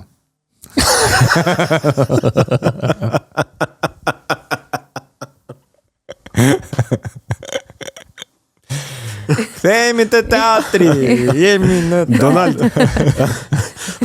Jeni të dy shelbësira. Si qesha si villën. Dëgjom. Një aktor në jetën e përditshme? Apo ja? Po aktron këtu me ne? Jo, këtu s'pa aktroj. Jo, nuk jam aktor. Biles nuk di të aktroj. jam më ndryshe. Shiko, unë kam përshtypjen që ndryshe jam kur jam në jetë dhe ndryshe jam në të paktën kështu mendoj në sken. Edhe përpara se të isha pjesë edhe e artit edhe këto kam qenë shumë ndryshe. Domethënë nuk kam qenë kaq le të themi i hapur. Përmenda edhe më parë si gjimnazist kam qenë introvert. Dhe mendoj që shkolla dhe akademia dhe teatri mua më kanë në thojza, se nuk po them më kanë shpëtuar nga të qenë një njeri introvert edhe. Jo se tani nuk jam introvert, po i shoh gjërat më pa mendim. Domethënë nuk është se e vras shumë mendjen për gjërat që ndodhin ose hidhem pa menduar shumë gjatë. Sidomos në profesionin tim. Lajm ekskluziv ka edhe më keq se ne që na zgjonte babi. Ka nga ata që kanë zgjuar me Bashkim Hoxhën me gazetat. O Bashkim, ku je? Flisni ju lutem. Si thaje, o Bashkim, po këto qente... Për qenë, tha. Ja, tha, po i sterilizon bashkia. O Bashkim, dhe... Po na tha, nuk po na... Donald, po për shembull në formate si Big Brotheri, do merri pjesë në kuptimin e asaj që të pyeta pak më parë sa arrin të aktroshti në jetën e përditshme se... Mbas se s'ka nevojë as me akt. Në reality show të kësaj natyre. Jo, nuk do merr pjesë. Nuk është se s'm kanë thënë. Jo, nuk është se më kanë thënë tani hajde se nesër futesh. Kanë qenë këto audicionet se kush jam unë fundit. Dalim tek ajo prapë që unë jam thjesht një aktor në teatr, po edhe kush mjef, po. E kam te kjo, më kanë sugjeruar, domethënë si mendon, edhe nuk kam pranuar. Domethënë nuk është në atë perspektivën time se një aktor teatri si unë çfarë do bëj? Domethënë çfarë do fitoj nga Big Brotheri? Madje ka figura aty që në një lloj forme edhe humbasin, patjetër. Unë, domethënë Big Brotherin e kam parë gjithmonë si një trampolin. Po, për njerëz të cilët ose kanë prekur le të themi fundin ose nuk janë më të pranishëm në jetën publike, edhe duan që të kenë një ngritje ose njerëz që janë askush në fund ditës. E kupton, dhe duan që të promovohen, edhe të bëjnë të ecin drejt asaj rruge dhe nuk ka asgjë të keqe, nuk paragjykoj. Tek ferma do futesh me që është pak format më ndryshe, do kujdesesh për ato kafshët, jeta fshatit, bukur. Nuk e di, jo, nuk mendoj. Si ke qejf kafshët? Jo, i kam qejf kafshët, por nuk prapë është një lloj njerëzit janë aman lerë, çka. Jo, nuk e kam me kafshët, po e kam me njerëzit. Ata njerëzit janë problematik, po jo, për te asaj nuk mendoj që do ishte. Edhe ferma është një reality show, pra ti do aktrosh, është ajo që tham, do aktrosh. Edhe me këtë parim kam ecur, edhe kur më propozuan, i thash çfarë do bëj unë? Do bëj më shumë shfaqje teatri? Njësoj do jem. Do marr emisione, unë s'm del koha të bëj një emision tani, se unë jam teatër. Domethënë, ose ti duhet të flesh mendje dhe ti thuash teatrit mirupafshim, do i futen botës televizionit, botës Instagramit e këtyre gjërave, dhe do harrosh çdo gjë dhe do bësh të kundërtën tënde, po sa jeti i aftë ose sa mund të jem unë i aftë të bëj të kundërtën time, ose do thuash jo, nuk pranoj, e kupton? Edhe për mendimin tim është kam një mendim që nuk e dia e mbështesin, domethënë ajo fjala VIP. Domethënë ti je një njerëz shumë i rëndësishëm për publikun, pra ti i ke dhënë shoqërisë shqiptare. Fund ditës ti do mendosh kush jam unë? Jam unë një njerëz që i kam dhënë publikut shqiptar, shoqërisë shqiptare, me çfarë kam ndihmuar unë, ose dikush tjetër që mund të jetë aty brenda. Çfarë ka ndihmuar ky shoqërinë shqiptare? Çfarë i ka dhënë shoqërisë shqiptare për ta merituar atë fjalën VIP? Po, kjo është një diskutim tjetër pastaj, se nuk ecim dot me kaq pastërti saç jam unë. Ndonjëherë edhe show duhet edhe shumë modest, ë. Jo, unë mendoj që ka të drejtë. E kam si parim të më fjala VIP. Çfarë je ti që meriton për të pasur fjalën VIP? Çfarë ke ofruar shoqërisë? Dhe mendoj që ata që vazhdojnë të ofrojnë shoqërisë shqiptare nuk kam se futen Big Brother. Sepse duhet vazhdojnë të ofrojnë shoqërisë shqiptare. Po patjetër. Okej, do i ofrojnë atje me debata dhe me gjëra. Po unë nuk jam edhe njëri debatesh, ëh. Jam shumë njëri i qetë. Si i zgjidh konfliktet zakonisht apo me grushta. Jo, nuk bëj debate fare. Direkt grushta, nuk më janë skuqur ndonjëherë këto. Me kokë zakonisht, ajo goditja e parë që të lënë vend.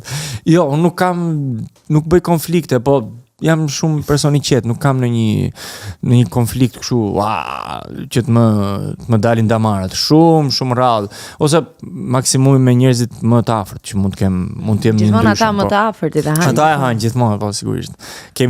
Mund të kemi një frustrohemi në punë edhe kudo tjetër dhe shkojmë janë nxjerrim atyre, kështu që kërkojmë çik falje publike. Na falni që ju torturojmë zakonisht. Po, e bëjmë edhe ne nga halli. Po, s'kemi ç'bëjmë në Ku do shfryhemi? Cilat janë hobit e tua dhe pasionet e tua, ato që të mbushin atë kohën e lirë që ti se ke, ose kur e ke? Ose diçka që ty të mbush shpirtërisht në formën e hobit? Shiko. Donaldi gatu. Gatuaj makarona, po. Bravo. Bëj makarona, po. Një lloj ditë bëj ose 2-3. Do të them, po I bëj, I qelloj. Besoj me gjalp. Jo, më bëj kështu alio olio peperoncino. Po super. Po, bëj kështu me gorgonzola, cacio e pepe. Super fare. Që kem mjeshtër. Kuzhinieri I dalluar. Po, vetëm kaq, nuk shkoj më tutje, vezën e dita bëj. Në disa mënyra. Po, edhe të zier. Skuqur. Të zier. E vot ajo makineta aty edhe. E zier në disa mënyra, po thoj. Po. E fut aty edhe e bën ajo. E gatuar, gatim është ai. Omlet. Po, çfarë thua? E çan këto. Po, patjetër. Kuzhinier kështu me atë kapelen kështu, sidomos për njerëzit e për këto. Bëj kështu darkë. Moj viola si me gatimin ti se? Yll fare. Megjithmonë e kam. Po, edhe unë. Cila është pjata jote e preferuar? Që e gatuan, po. Që e gatuaj. Po. Mendoj që gjitha I gatuaj mirë. Unë për shembull besoj që është supën e peshkut e qajër. Po mirë, si ka mundësi që në gjithë këto vite që njihemi ne unë s'kam provuar një pjatë nga dora jote. Po silja një. Jo, megjithmonë e kam burrë. Si shpjegohet? Nuk e di, s'më ke kërkuar. Imam Bayaldin di ta bësh? Çfarë është kjo? Imam Bayaldi. Nuk e di çfarë. Si quhet ky imami? Imam Bayaldi. Se dini as ti se di? E di më se. Duhet të jetë një ëmbëlsirë Tiranës. Di ti apo? Është ëmbëlsirë Tiranës. Tani, unë emrin e di, po nuk... Emrin e di... Po... Po Imam Bayaldi I thuhet. Po di më di bëj, po. Turqisht, po... Turqenisht. Imam Bayaldi. Imam Bayaldi, po ashtu quhet. S'di, nuk e di. Nuk e di as si... Ushqimet e mia të preferuara. Patullxhana të mbushur. Di ti, po I di. Ose me djathë të shkrirë, për shembull. Po ja hedh sipër të djathtë. Ma të na hapni nepsin tani. Rrit.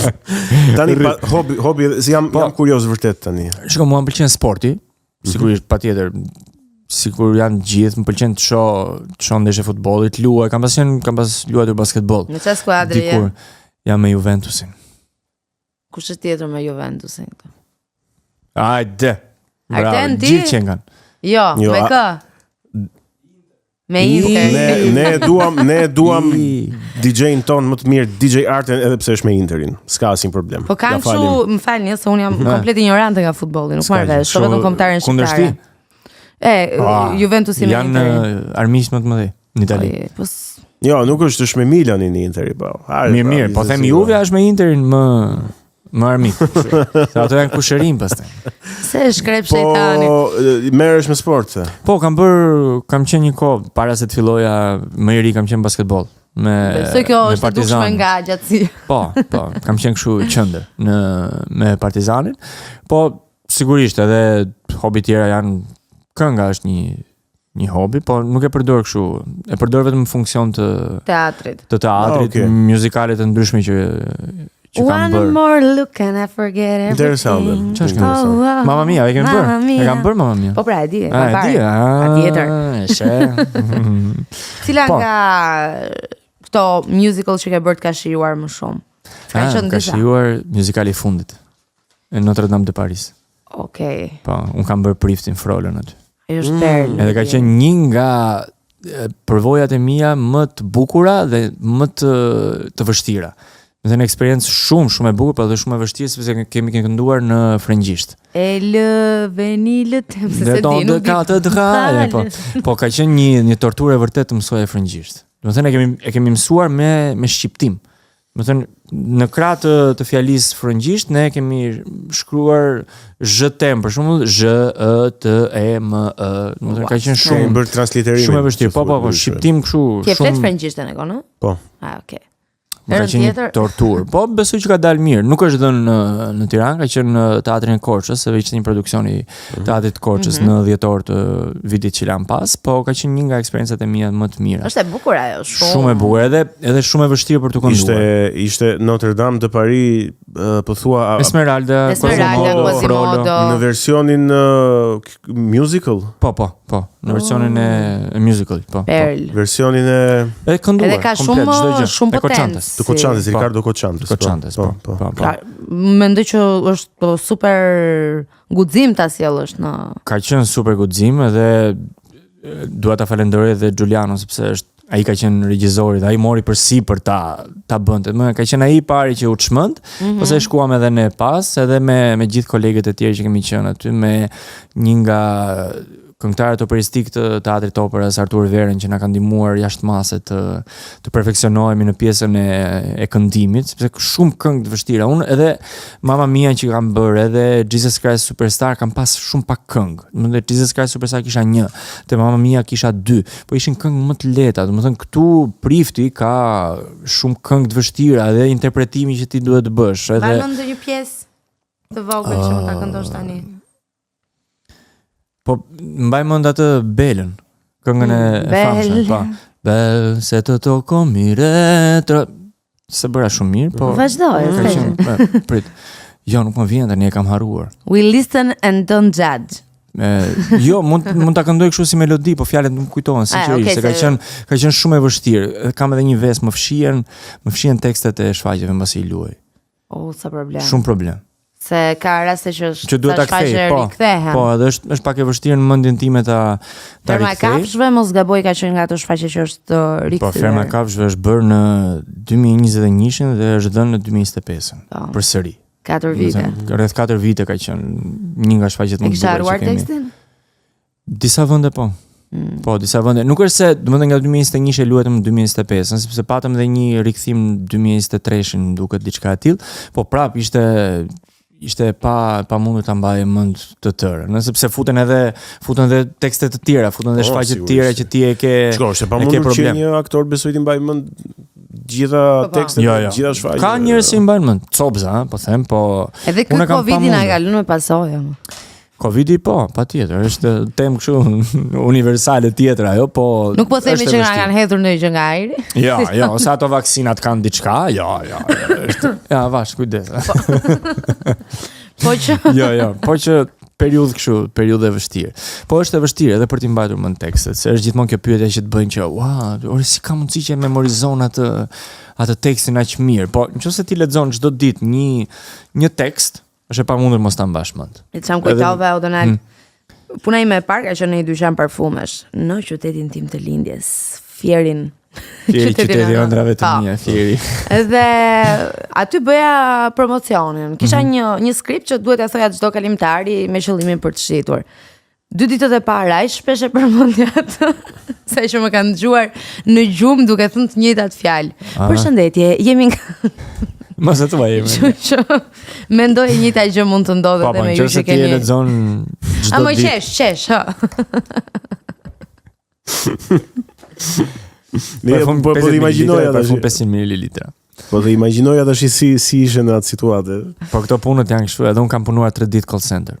3 ditë, se pastaj fillova akademinë dhe e lash. Isha njeriu më I lumtur në botë që e lash atë punë. Mirë ka bërë. Sigurisht. Edhe un kam punuar një muaj në call center. 3 ditë. Bëra atë trajnimin 10 ditë, ku diun sa është ai. Fillova 3 ditë, pastaj kuptova që akademia fillonte në mëngjes dhe mbaronte në darkë. Dhe I thash shtëpisë, unë nuk mund të punoj më. Edhe lash vetëm motrën. So unë thjesht jam futur një herë në call center për të bërë intervista, dëgjova ato që flisnin gjithë në të njëjtën kohë ika. Ishte e pamundur, nuk e di se si duhet durim shumë I madh që ti. Halal u abë zoti ju që po. Halal miliona që ke. Tani ti ke arritur në dekadën e 3 të jetës apo jo? Po. Si erdhën para një muaji fillova nishin 31. Si erdha? Me kam të mia. Duke ecur. Kam bërë tallet me mua se kam bërë një herë një pyetje një nga të ftuarve. Si erdhe në këtë botë? Që ishte drejtuar çfarë përgjigje dha profesionit. Si erdhe në botën që e punës që po bën të artit bie vjen. Edhe tha si erdhe në këtë botë tha. Ne edhe u interpretua sikur e pyeta si erdhe në këtë botë. Thoi Leleku. Dhe, me që ishim të dekada e tretë e jetës, edhe 100. Faleminderit. Çfarë do t'i thoje sot vetes tënde 20 vjeçar? Bëj atë që ke bërë deri në këto momente. Vazhdo të jesh serioz, vazhdo të jesh i përkushtuar, sepse nuk ka rëndësi. Si e lavdëron veten me kështu me lezet. Rëndësi. Unë po them edhe çka ka bërë. Okej. Nga 30 vjeçari nisem se. Okej. Ose ta formulojmë ndryshe. Nëse do jesh serioz, nëse do jesh i përkushtuar, nëse do mendosh që nuk ka rëndësi talenti, po ka rëndësi puna, dikur do të vihet e re kjo gjëja dhe shumë njerëz do të përkrahin edhe do të t'japin mundësinë që ti nuk duhet ta lësh asnjëherë. Besoj kjo është e bukur. Ajo që do t'i thoja. Vetes tënde. Ti 20 vjeç. Vetes time 20 vjeç. Vetes time 20 vjeç. Kam shumë për t'i thënë, po nuk e di a është momenti që ti them unë tani këto gjëra. Një gjë të vogël. Sa për kështu një pizzicato. Mos hiq dorë. Gjithë me fjalime motivimi. Dgjoj. Po çfarë do t'i thuash tjetër 20? Çfarë do t'i thoje ti vetes tënde? Kështu desh ty më shushk. Ja. Kështu do i thoja. Ja. Kot. Se bëj shaka. Ore, Donald, e sigurt që ti si nga Korça apo jo? Jo. Është e sigurt kjo gjë. Pse të dukem sikur jam nga Korça? Jo, po nga që shumica e të ftuarve na kanë qelluar që janë nga Korça, edhe Jo, s'kam lidhje me Korçën. Nisë për të shkuar në Korçë. Peshkopia po. Jam nga Dibra po, nga Dibra e vogël. Po kam ardhur shumë herët në Tiranë, më kam ardhur 1 vjeç. Tiranë thjesht linda atje, thjesht dola në këtë botë. Erdha në këtë botë, edhe erdha këtej nga Tirana, pastaj u Tironцëzova. Po ti besoj nuk e ke ruajtur theksin e dialektit, po themi apo do na surprizosh? Jo, se di. Ç'ish bëre majtaja apo si keni ju? Ç'ish të bëj, po ç'ish të bëj ta haj. Ta haj do të thënë tani. Ç'ta haj? Ç'ta haj? Pse ti e di? Po e di. Ne bëni një dialog. Nga e di. E shikon edhe unë s'dallohem nga jam. Jo. Pa përpiqur një herë. Bëj një përpjekje. Po si e nga Dibra? Jo, nuk jam nga Dibra. Si ishe nga Dibra? Më vërtet? Jo, si jam nga Dibra. Po nga je? Bëj një përpjekje. Pastaj me 50% e pastaj me mikun. Bëj një përpjekje. Dëgjuesi tanë din nga jam unë. The mos i afër me, ku di? Se di. Jo, si jam afër teje fare. Nga Vlora? E gjete. Me ndihmën e mikut.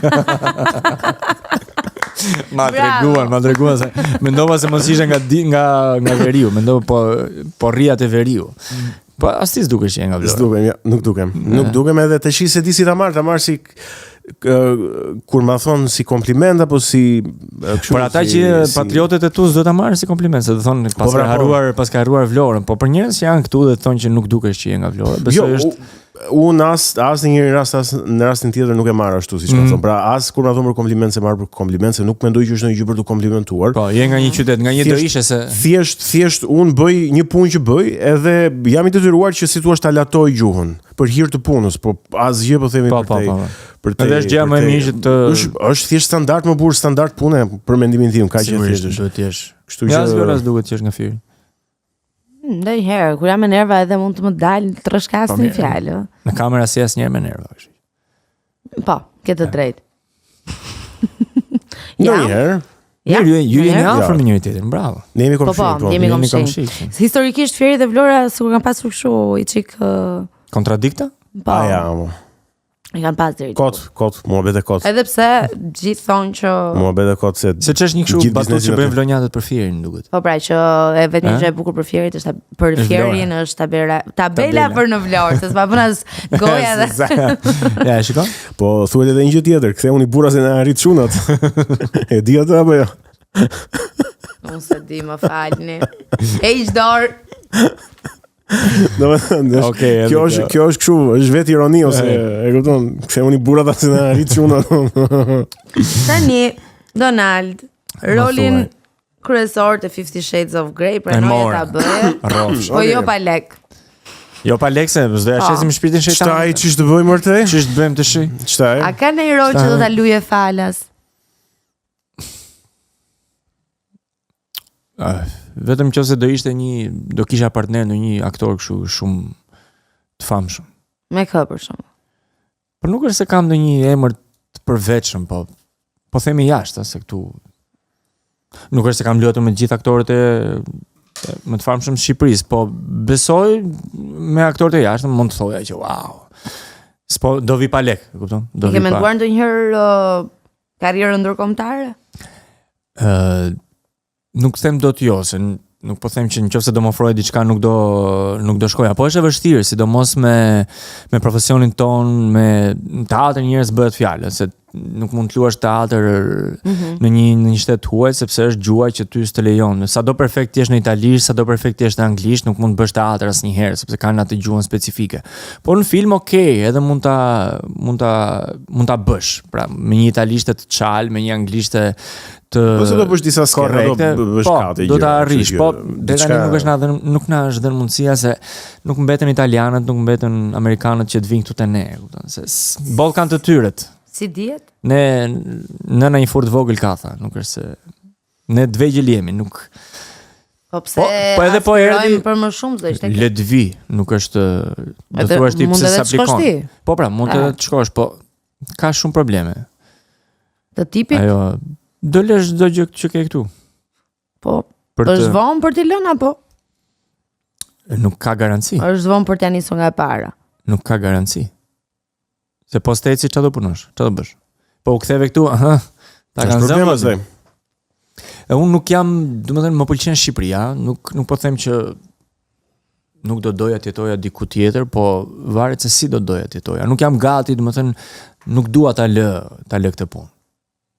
Nuk jam, është gjëja vetme, është ajo fjalia klishe që është vetme gjë që di të bëj. Nuk po them këtë, po është vetme gjë që dua. Ça pozitiviteti që t'i japin Viola njerëz të cilët realisht e duan atë që bëjnë, duan profesionin e tyre, janë kaq në sinkron me atë që bëjnë. Nuk besoj që ka aktor teatri që nuk e do profesionin. Edhe unë shumë mendoj. Ka njerëz që mund të ketë ardhur më të hundës.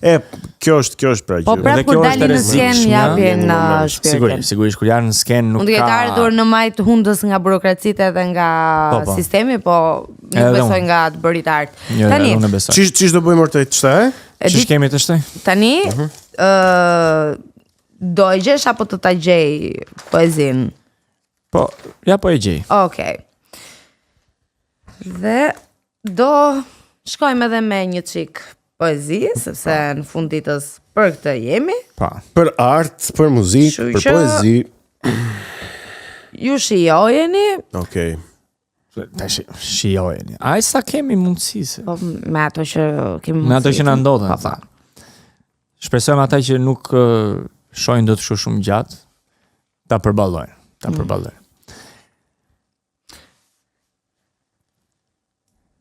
Ka fshat që s'ka për dijet ashtor vlla mirimi. Ka fshat që të mbet në fyt edhe të zë trishtimi. Kur shef tyra të zbeta edhe sytje shilta që të shikojnë si hije edhe shtrin duart e mpita.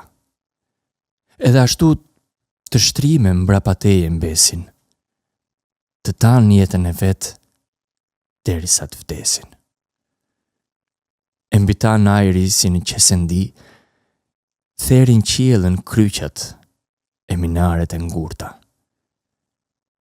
Profetën dhe shtjentën në fushqeta të shumë gjyrta shkëlqejnë. E mjerimi mirëfillin ndjen tradhti. Mjerimi ka vullën në vetë të shëmtueme. Ashtë e neveritshme, e keqe, e turpshme.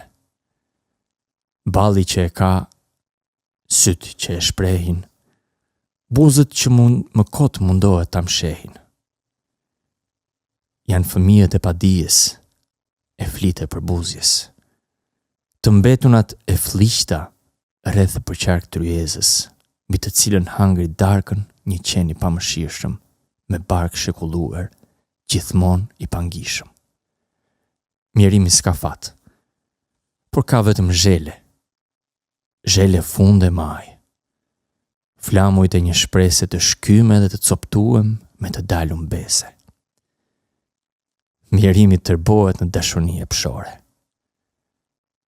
në përskaje terta, bashkë me qej, mica, mbi pecat e mykta, të qelpta, të ndyta, të lakta, lakuriqen mishnat, si zhang, të verdh e pisa. Ka përthehen ndjenjat me fuqi shtazore, kafshojnë, përpin, thithen, puthen buzet e ndrakta edhe shuhet uja dhe fashit e tetja, në epshin ka përthyes, kur mbytet vetvetja. Dhe aty, zajnë fillin të marret, shërbëtorët dhe lypsat, që nesër do linden me ne mbush rrugat. Një momentare, se kisha ca gabime rrugës, po. Okej, po. Nuk ka rëndësi fare, unë ndjeva shumë interpretimin. Falenderoj. Donald, faleminderit shumë që erdhe. Tani kur të kesh kohë, kur të kesh mundësi edhe dëshirë, ke 2 bileta ose 1 bilet dyshe për në Cineplex, qoftë në Tek, qoftë në QTU, zgjidhe ti me kë do të shkosh edhe çfarë filmi do të shohësh. Të falenderoj shumë, ju falenderoj shumë për ftesën. Ishte sinqerisht një intervistë shumë e këndshme. Domethënë unë ndiva shumë mirë me ju të dy dhe ju falenderoj, ju kam ndjekur gjithmonë në ato podcastet tuaja dhe shumë kënaqësi. Më kam pëlqyer për vërtetësinë që keni dhe për mënyrën e komunikimit që është shumë e sinqertë. Ndonjëherë në këto rrjetet sociale që na janë bërë gangren, duhet shohim edhe gjëra të sinqerta dhe gjëra që bëhen me dashuri, jo thjesht për të marrë ca klikime dhe për të shakavi që ne bëjmë, se ato janë shaka që ne i ndjejmë dhe vinë për hir të bisedës. Nuk janë shaka të imponuara, siç përpiqen shumica. Është pjesë e natyrshme e komunikimit, absolutisht. Për këtë ju falenderoj për këtë një orë ca që nuk e ndjeva si siku. Kështu që faleminderit. Shumë faleminderit, shumë kënaqësi. Shumë kënaqësi. Edhe shumë sukses. Faleminderit. Ndërkohë që faleminderit edhe ju miq të Kinotekës që na ndoqët deri në këtë moment. E dini, takimi ynë i radhës është mërkurën e ardhshme në orën 17:00 deri atëherë. Na ndiqni në rrjetet tona sociale, na gjeni në Spotify, në YouTube, në Instagram dhe siç u them gjithmonë. Kujdes. Nëse na shihni në rrugë, mund të vini të na përshëndesni sepse këtu vërdall na keni rrugëve të Tiranës. Ju presim me shumë dashuri, ëh? Pafshim. Shihemi, mirupafshim. Kinotekën sot, drita në çdo skenë, 120 minuta mendime që s'flen, nga filmit e libri, magjia që bashkon. Kinotekën